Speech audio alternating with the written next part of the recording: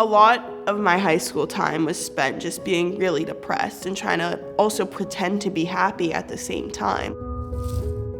I would always feel like a sense of like emptiness and a sense of like, what am I even doing in life? Like, what's the point? Like, why do I even need to be alive? I had tried therapies, I'd been admitted to the hospital, like I definitely turned to using to try to deal with some of the symptoms of my mental illnesses. I was like, things are easier this way. I'm just gonna use substances so that my life can be easier and I can like feel better. I was doing it all, I was like, this is it, this is a solution, and then things started to go downhill. There was one night in particular, there was a lot of using involved, and I get home at around like 4 a.m. My best friend's sitting outside on the curb crying, and she's like, I started being your friend and I love you because like of the person you are when you're sober, not the person you are when you're like hopped up on drugs. And then she told me something that like really kind of like made me get help. She was like, I'm scared because I don't know if I'm gonna wake up and have a best friend anymore. And that's when I did decide that I actually needed to get help.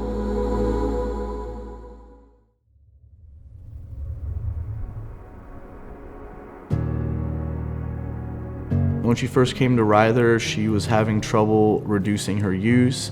She didn't know if she was going to graduate high school. She'd sort of given up a lot of activities that she used to enjoy, like cheer and acrobatics. At first, we were looking at quite a few inpatient treatment facilities. I realized that if I went, I wouldn't actually be able to graduate high school. I didn't want to go to inpatient, and I didn't want to go so far away from my family. My current therapist at the time was like, I was talking with Ryther and they have a program for co-occurring disorder, intensive outpatient. I was like, this is a lot more doable for me. With the intensive outpatient program, it kind of gives a bridge between outpatient, which is kind of a lower level of care, to inpatient care, which is pretty high level of use. There's a pretty big gap, and so IOP and PHP give the kids who aren't quite at inpatient level an opportunity to recover before getting there. Specifically for Ella, I think the thing that was helpful for her was giving her an opportunity to stabilize and not have to do inpatient treatment. We center around 7 challenges. They complete journals, they set new limits. We talk about their urine tests. We work on treatment plan with them. Our program's individualized, so they meet with an individual therapist once a week.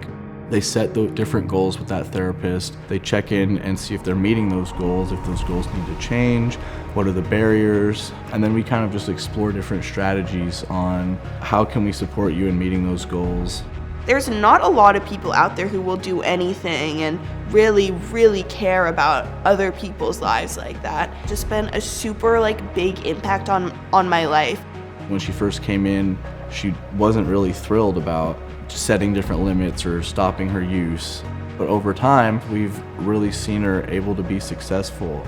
She started journaling more, she started changing her limits, she was able to reduce her use, she was able to graduate high school.